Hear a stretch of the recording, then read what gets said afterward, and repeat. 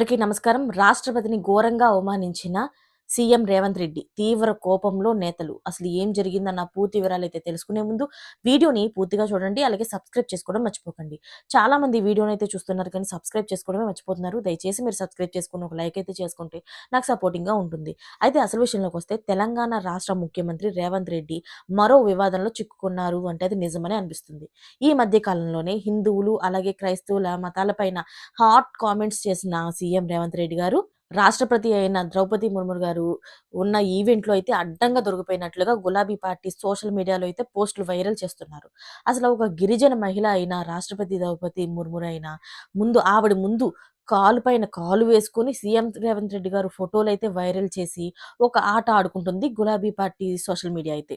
మహిళను కించపరచడమే కాకుండా రాష్ట్రపతి ద్రౌపది ముర్మున్ ముందు ఇలా కాలు మీద కాలు వేసుకొని కూర్చోవడం ఏంటంటూ నిలదీస్తుంది. తాజాగా హైదరాబాద్ బొల్లారంలోని రాష్ట్రపతి నిలయంలోని ఎయిట్ హోమ్ కార్యక్రమం అయితే జరిగింది.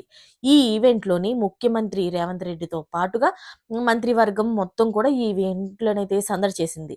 అయితే రాష్ట్రపతి వచ్చిన నేపథ్యంలోని తేనేటి విందునైతే ఏర్పాటు చేశారు. తెలంగాణ రాష్ట్రానికి సంబంధించిన వంటకాలు పెట్టడం జరిగింది. అంతేకాకుండా అక్కడ రేవంత్ రెడ్డి గారు చేసిన చిన్న తప్పిదం గులాబీ పార్టీకి ఆయుధంగా మారిందని చెప్పుకోవచ్చు. రాష్ట్రపతి ద్రౌపది ముర్మురు పక్కనే సీఎం రేవంత్ రెడ్డి గారైతే కూర్చున్నారు.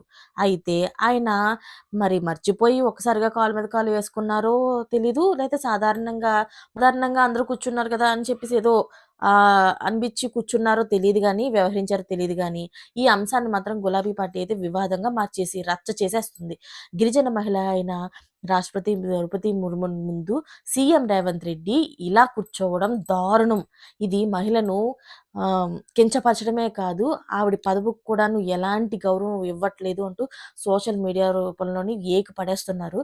మరి ఆవిడ ఎలా ఫీల్ అవుతుందో తెలీదు గానీ, ఈ గులాబీ పార్టీ మాత్రం నిజంగా ఏకి పడేస్తుంది. అది నిజంగా చెప్పాలంటే ఒక రాష్ట్రపతి ముందు ఎలా కూర్చోవాలో అలాగే కూర్చోవాలి.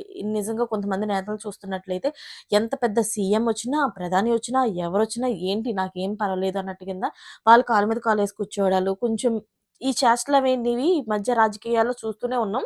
ఇప్పుడు కూడా అలాంటిదే ఒకటి జరిగిందనమాట. ప్రతిపక్షాలు ఏం చేస్తాయంటే తనకు అనుగుణంగా అంటే వాళ్ళు చేసినవి కూడా ఒక్కోసారి అయ్యుండొచ్చు. కానీ అవన్నీ కూడా లెక్కలోకి రావు.